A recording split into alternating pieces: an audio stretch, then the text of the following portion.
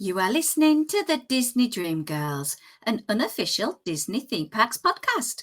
And this is show number 554 for Sunday, the 6th of July, 2025. Where dreams begin. Hello and welcome to this week's Disney Dream Girls. My name is Michelle Young, and together with my jolly good chum Jane Phipps, we are your guide to the place where dreams begin. Hello there, Jane. Hello there, Michelle. How are we doing? We must be getting a really good countdown now. The countdown is getting really good because I can actually say I am going to Disney next month. Yay! We like these little milestones, don't we? It is, and the plans are starting to come together.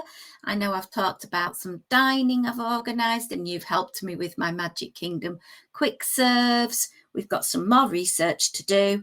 But do you know what? I've just been sat and I've just been thinking about this trip. And is it like, am I going to be breaking a neck to get every single attraction done in the Magic Kingdom?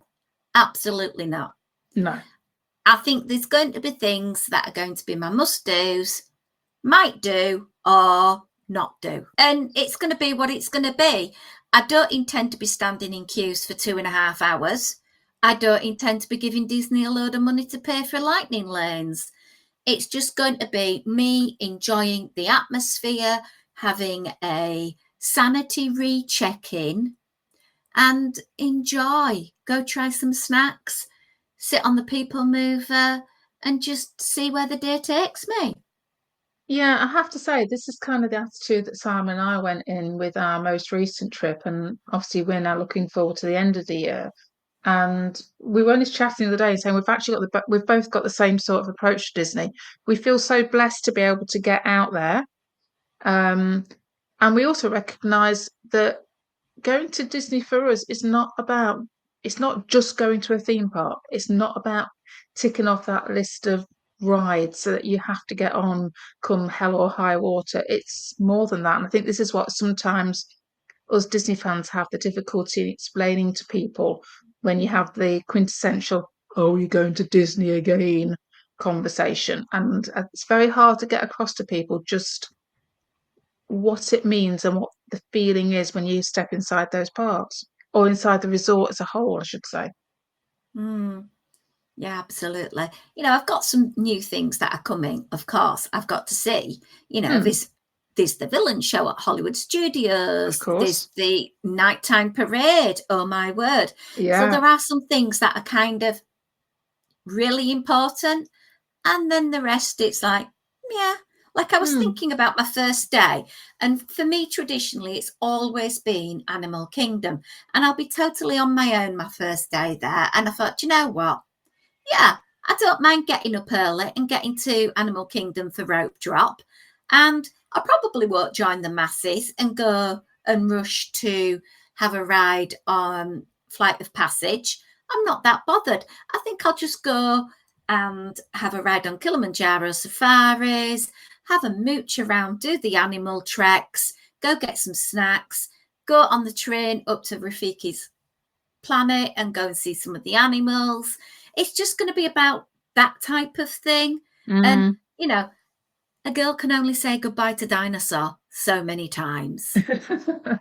Yes, I mean, obviously we know it's definitely going to be gone by the end of the year now, isn't it? But yeah, we did all our goodbyes back in February, March time. I think we probably rode it more than we've ever rode it before for some bizarre reason, just how the cookies crumble. But yeah, I say I'm with you, Charlotte. It's more about the being there than it is about the doing stuff.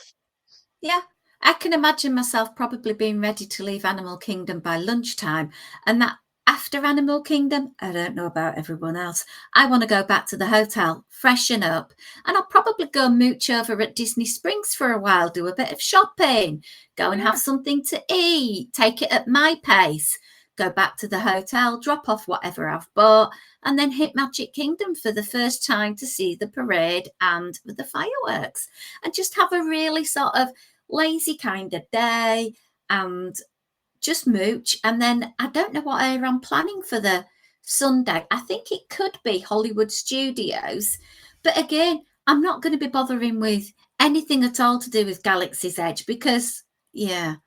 So for me, it'd be probably Mickey and Minnie's Runaway Railway, Oh yeah. probably making sure I get my favourite carrot cake cookie or whatever they're now calling it, and have a mooch, see the villain show, do all those sorts of things, and just grab some aircon and just see where the day takes me. It's that kind of vibe, Jane. I'm there with you, Michelle. And if I could be there with you, Michelle, I would be there with you. Well, you can actually. All you have to do is book it. Come on. Yeah. It's not like you're working. No, that is very true. I do have the physical time to do it, but I think 3 times in 1 year might be pushing it a little bit even for me. I don't know. Back in the day, I were a 3 times a year girl, but hey ho, we are starting to digress. But one of the things I was actually quite excited about is the prospect of hitting the outlets. And I think I've got a pretty good outlet day planned out where I am going to Topolino's Terrace for breakfast. Nice. I basically better not even bother going to bed because I think it's something ridiculous like 7:30 in the morning, my reservation's for. So I imagine that's going to be an Uber from Pop. Possibly, yes. But saying that, I could get the Skyway. I could be at the Skyway station at 7. Oh, that's very true. 'Cause yes, it's on the route, isn't it? So Yeah. that could be one. Early And bird then, catches the worm, though, Michelle, because if you're up there early, that means more time for shopping. well, yeah, because we've got to get to the outlet for opening at 9 o'clock. Well, it doesn't technically open at 9 o'clock, but you've got to be in the queue at 9 o'clock to be guaranteed to get in at 10 o'clock when it opens. Right. And then I've got to be leaving there pretty darn quick after I've done all the merch shopping and drop it at the hotel and get myself over to Food and Wine because it'll be day 2. It's so funny, isn't it? Because you're going to be hitting Food and Wine as it all starts. And by the time I get out there, I'll be hitting Food and Wine just as it rolls to an end. So we'll have both seen the opposite ends of it all. Topping and tailing, Jane, I believe they say. I think that's a whole other conversation, Michelle. Absolutely. Many, many, many years ago, we started a Disney podcast. Did we? And yeah. And do you know what? We are, over 10 years running doing a podcast. And I feel very, very blessed that there are listeners today that joined us at the start of our journey.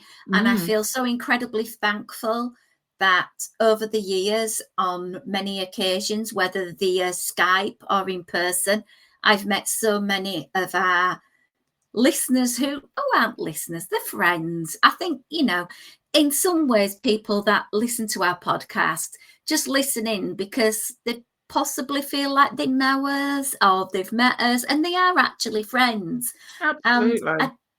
I just feel so blessed that we've got this little, really tight knit community of people that are there for each other and they just get us, little offers of, we're going next week, Michelle, would you like some park maps? Or when I go to the park, I'll message a few people and just sort of say, anyone want a postcard sent from the Magic Kingdom? And it's just those little things. And I think we are very blessed that we've created this lovely community of amazing listeners and friends that are just with us for our journey, your journey, everyone's journey, so that we can get the best out of our trips. But when we're homesick, we can just tune in and just feel a little bit more warm and cozy inside. Yeah, I think it goes to show, doesn't it? I think the Disney community as a whole seems to endear this sort of relationship that you have, whether it's with your favorite vlogger or whether it's with with a podcast or whatever it may well be. And I think people that you meet through Disney seem to hang around, shall we say. A little story that I had from the weekend.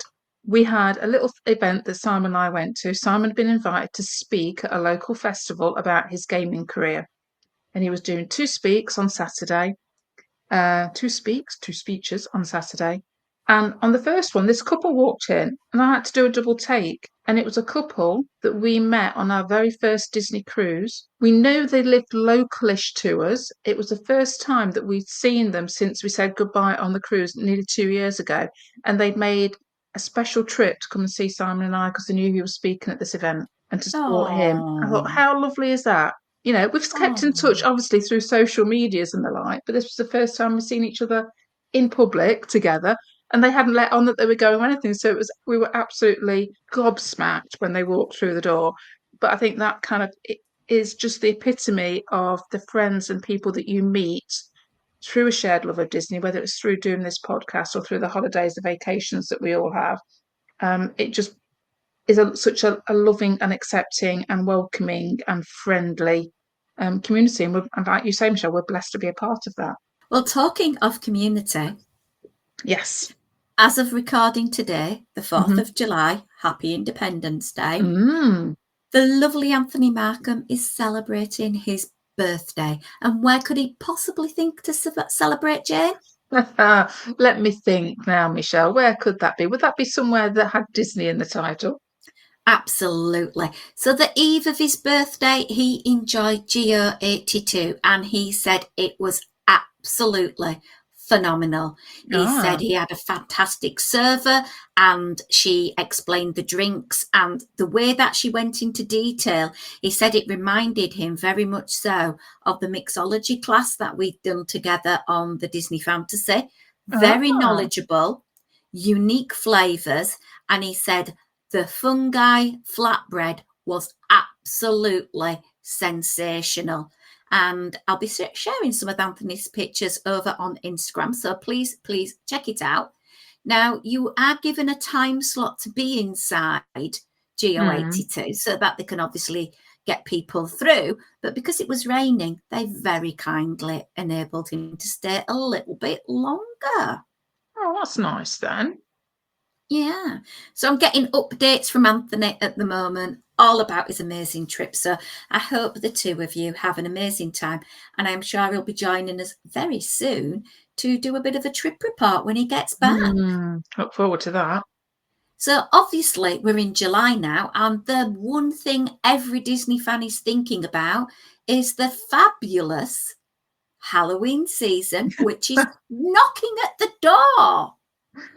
Yes, it's this weird time of year, isn't it, when it becomes acceptable to talk about Halloween because merch is launched, and we're probably 5 weeks away from the first Mickey's Not So Scary? Yeah, 5, 6 weeks? Must be.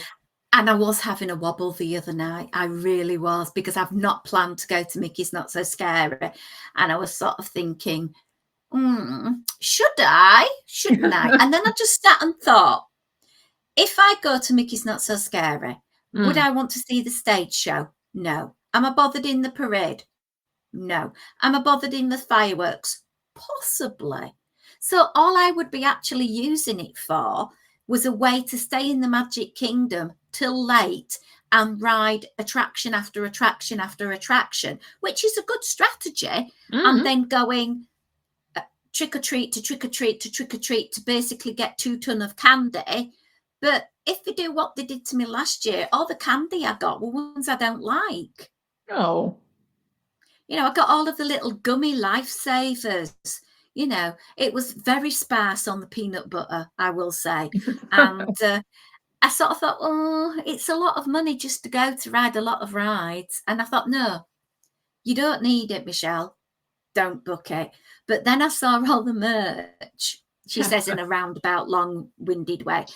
Oh my word, the Ghost Host green, black spirit jersey has got my name on it. Yeah, I have had a little peek at some of the merch, but not seen all of it. I don't know whether that's because I don't want to see all of it, because if I see all of it, I might want all of it. Yeah, there's a very cool sort of, I don't know what sport it is. I'm not up on American sport. It's like a sport jersey with buttons down, and they've been doing them for different things. And it's the purple version, and it's got the Haunted Mansion on. That looks fairly cool. There's a very edgy dress that you wouldn't know it was Haunted Mansion unless you know the Haunted Mansion. The mansion. But it's like, hang on a minute. You're selling this dress in a theme park in Florida and it's got long sleeves and a pie frill collar. It's like, are you trying to kill your guests? Yeah, but it'd be perfect for us to bring home, Michelle. Absolutely. It's so cute. It is. It's so Yeah. cute. So there's some really cute little bits and pieces. One thing that I think a fair few people will be keeping their eyes on is the super cute idea of build your own haunted mansion headband. And some of this merch is coming to the Disney Store website in the USA.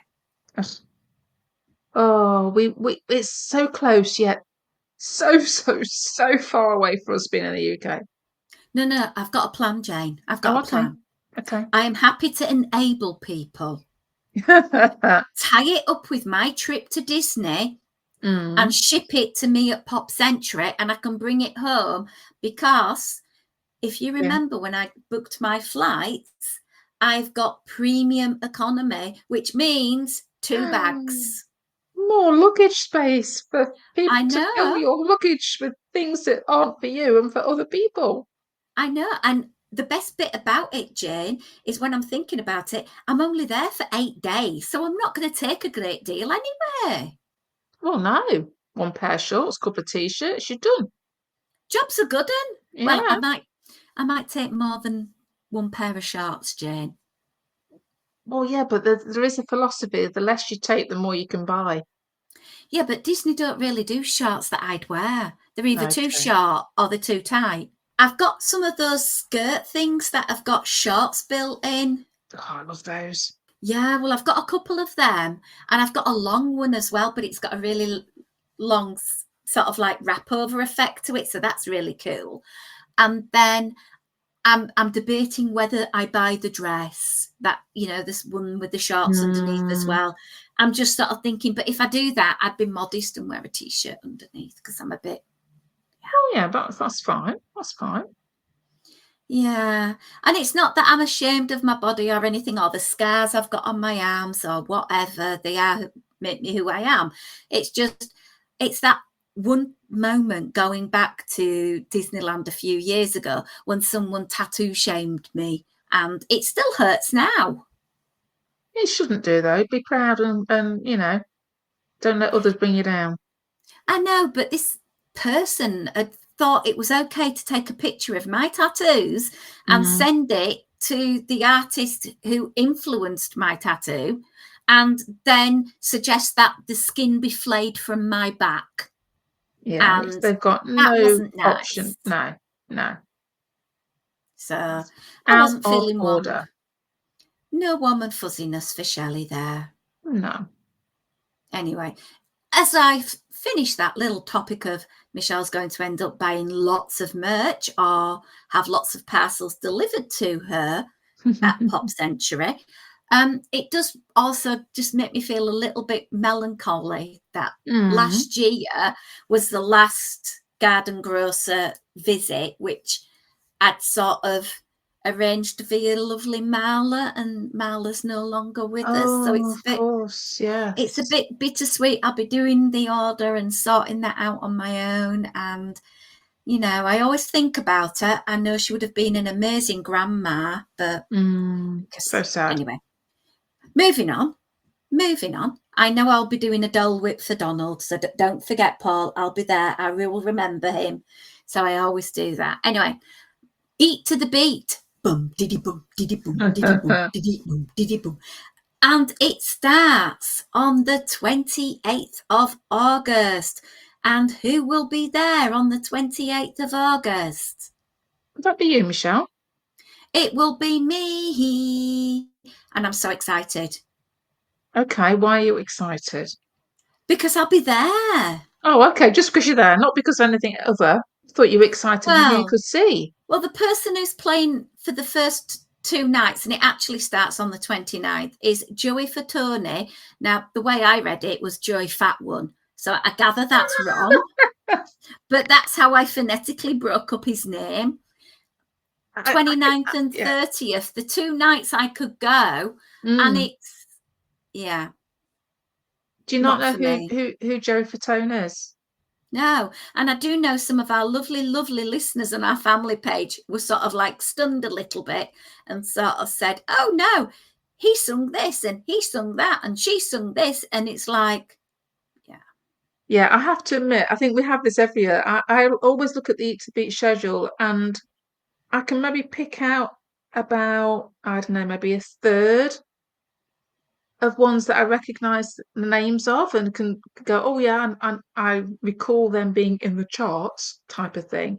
And then the rest I'm a little bit like, who now? I think it's probably because they're more American well known than and they haven't maybe got that worldwide sort of audience, perhaps. yeah. I am a little bit confused because on Disney's website, it starts on the 29th, but on Disney Food Blog, it starts on the 28th with Foreigner's Journey. Now, if they are playing, Shelley will be there. Oh, okay. So there's a bit of an anomaly going on now. I have to double check all this. Yeah, which I'm not sure about, but I would love to have been able to go and see the Beach Boys. They're finishing off on the 16th and 17th. Oh my word, that would have been so sensational. Well, we obviously we arrive in Disney on the 16th of November.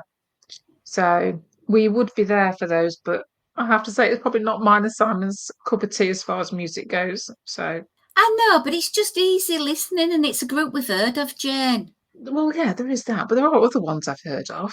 True. Deborah Wolf says she's going to be there 24th to the 27th of October. She'd never heard of Hoobastank. Well, husband loves them, so she needs to talk to them. But she did listen to Smash Mouth, and she said it was a catchy tune. Yeah, I could probably regale a Smash Mouth song or two. Yeah, and I'm sort of getting there, and I do know that NSYNC is to do with Joey Fatone, so yeah. I've learned that. I just wanted someone like Tiffany or Sheila E. or somebody I'd sort of heard of and was more my thing. I would have loved Blondie. Oh wow! Can you imagine? Did you see my Insta post the other day? The 1st of July. Yeah. Debbie Harry was 80. Yeah. Just let that sink in for a moment. She was 80. Mm-hmm. She's older than my mother. Mm-hmm. And I know who's looking better. Sorry, mother. You will never listen to this because you don't even know I do a podcast. But oh my word, she looks so fantastic. Yeah, she's amazing, isn't she? Yeah. All I can do is aspire to look even half as good as her if I have the good grace to reach 80. Definitely. Because of late, I've been struggling to think of the prospect of getting to 55. So we shall see. So show times 5:30, 6:45 and 8 p.m. So I'll be trying to go to something. I'm not going to buy a dining package or anything like that. It's very much Michelle will line up and wait and get a seat and be very grateful. Yeah. And I have a very cute Minnie Mouse print raincoat to wear because we are sure it's going to be raining. Yeah, well, it seems to be it could be a bit of a wet one this weekend, couldn't it, for the July the 4th celebrations, because there's a little tropical storm-esque thing moving around. Mm-hmm. So moving on to the cruise line. Right, yes. And everyone's sort of saying, oh no, Michelle, please don't mention the news story. No, I'm not going to mention the news story because I think people have had it to death. So I'm not going to mention that, but I am going to talk a little bit about the dry dock of the Disney Fantasy.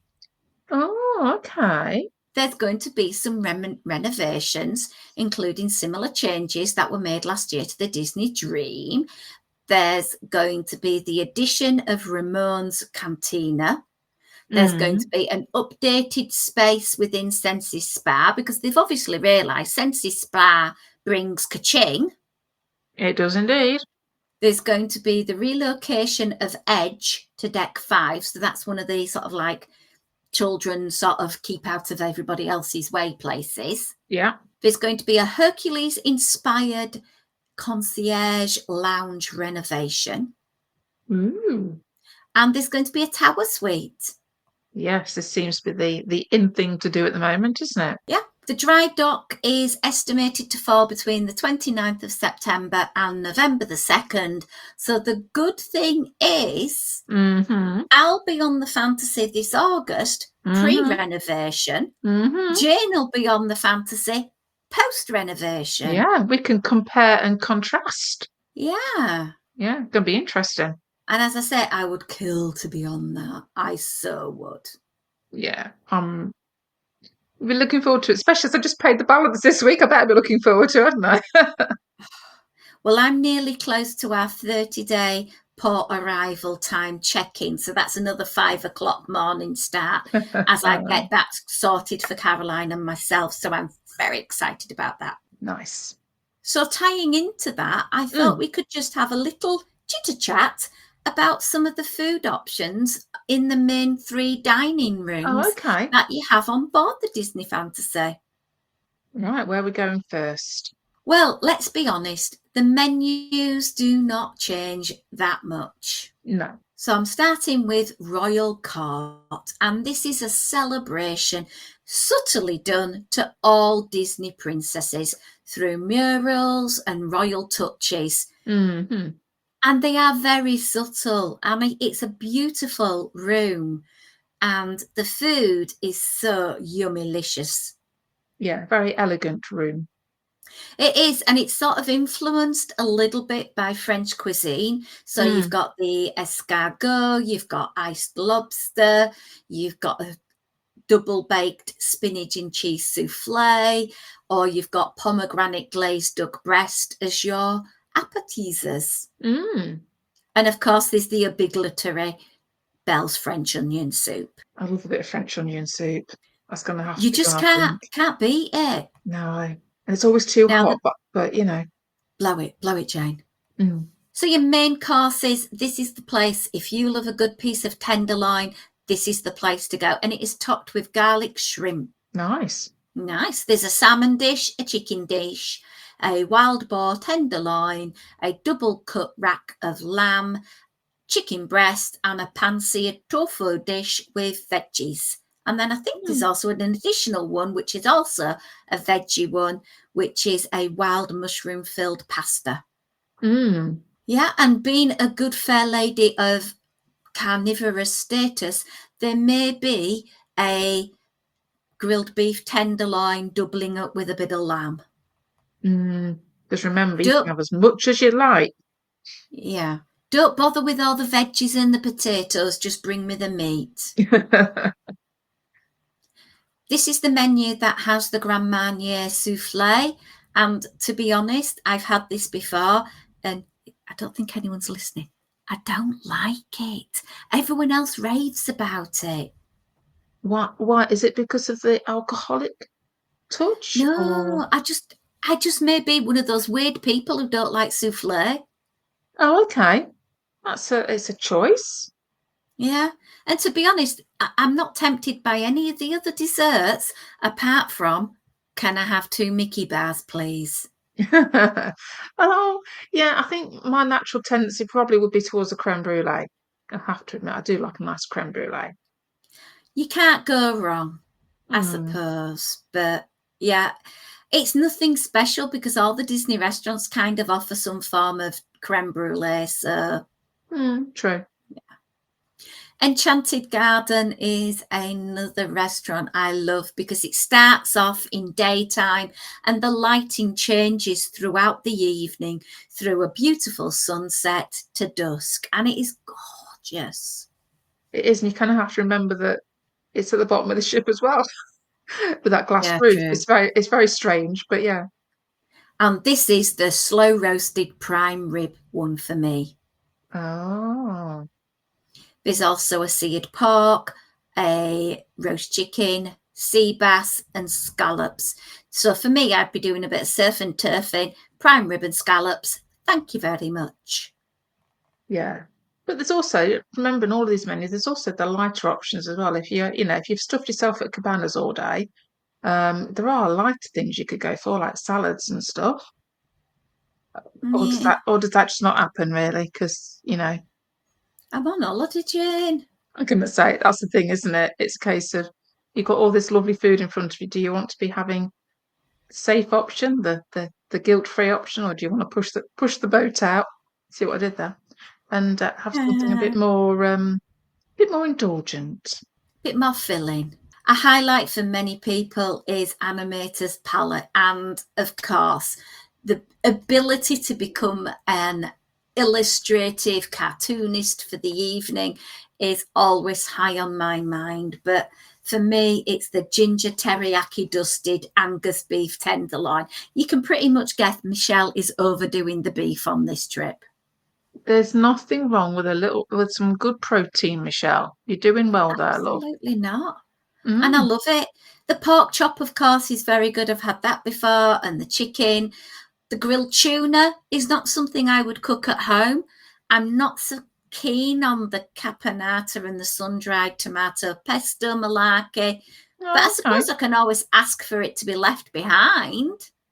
Yeah, because obviously that's the good thing with these restaurants is that Disney is open to tweaks and changes to make sure that you're having the best time there.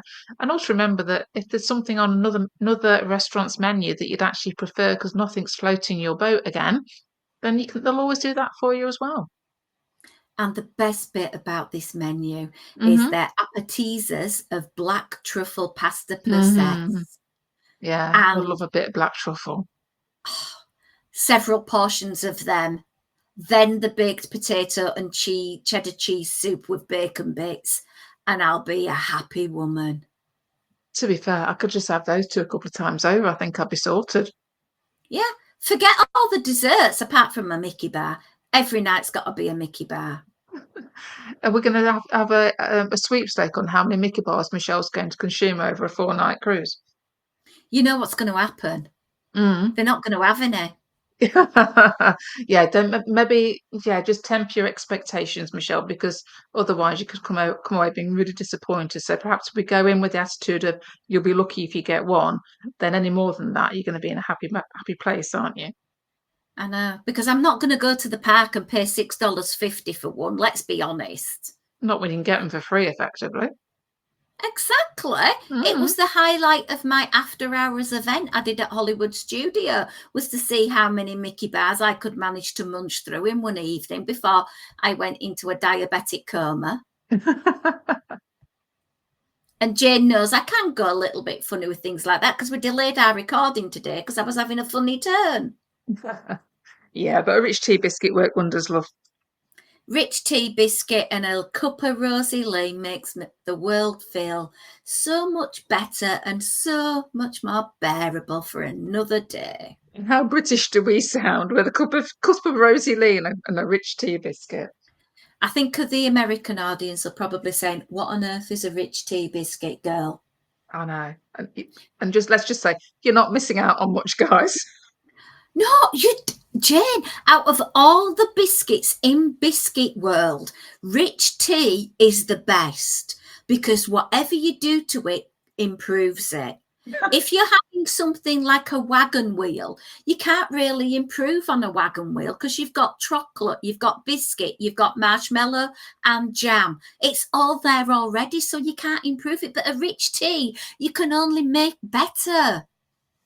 Do you know what I used to like was a digestive biscuit because that's kind of similar, but not. But have it with cheese.